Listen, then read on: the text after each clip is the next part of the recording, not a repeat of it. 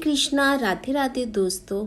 आज इस वीडियो में मैं आपके लिए गोपाष्टमी की कहानी लेकर आई हूँ। कार्तिक शुक्ल पक्ष की अष्टमी को गोपाष्टमी का त्योहार मनाया जाता है। इस दिन गाय को स्नान करा के उसके बछड़े के साथ विधि विधान से पूजा की जाती है और गाय की परिक्रमा की जाती है। गोपाष्टमी के दिन गाय के चरणों की धूल को अपने मस्तक पर लगाने से भगवान श्री कृष्ण प्रसन्न होते हैं और अखंड सौभाग्य का वरदान देते हैं। गोपाष्टमी की कथा। जब श्री कृष्ण 6 वर्ष के हुए तो यशोदा जी से कहने लगे, मैया अब मैं बड़ा हो गया हूँ। यशोदा जी ने प्रेम पूर्वक बोली, अच्छा लल्ला, अब तुम बड़े हो गए हो तो बताओ अब क्या करें। इस पर कन्हैया बोले, अब हम बच्चे चराने नहीं जाएंगे, अब हम गायें चराएंगे। यशोदा जी ने कहा, ठीक है, बाबा जी से पूछ लेना। अपनी मैया के इतना कहते ही झट से कृष्ण जी नंद बाबा से पूछने चले गए। नंद बाबा ने कहा, लल्ला अभी तुम बहुत छोटे हो, अभी तुम बछड़े ही चढ़ाओ। लेकिन कन्हैया हट करने लगे।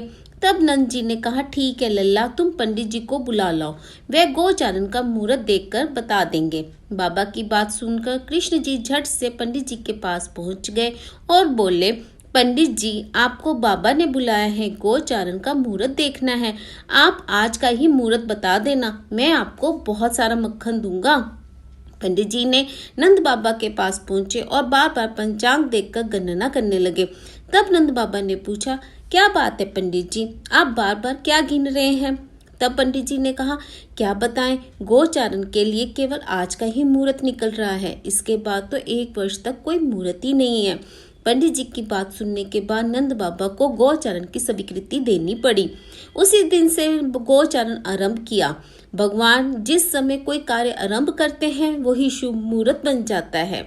ये शुभ तिथि कार्तिक मास के शुक्ल पक्ष अष्टमी तिथि थी। भगवान के द्वारा गोचारण आरंभ करने के कारण ये तिथि गोपाष्टमी कहलाई। इसके बाद मैया यशोदा ने अपने लल्ला का श्रृंगार किया और जैसे ही पैरों में जूतियां पहनाने लगी तो कन्हैया मना कर देते हैं और कहते हैं, मैया यदि मेरी गायें जूतियां नहीं पहनती तो मैं कैसे पहन सकता हूँ। यदि पहना सकती हो तो उन सभी को भी जूतियां पहना दो। और भगवान जब तक वृंदावन में रहे, भगवान ने कभी पैरों में जूतियां नहीं पहनी।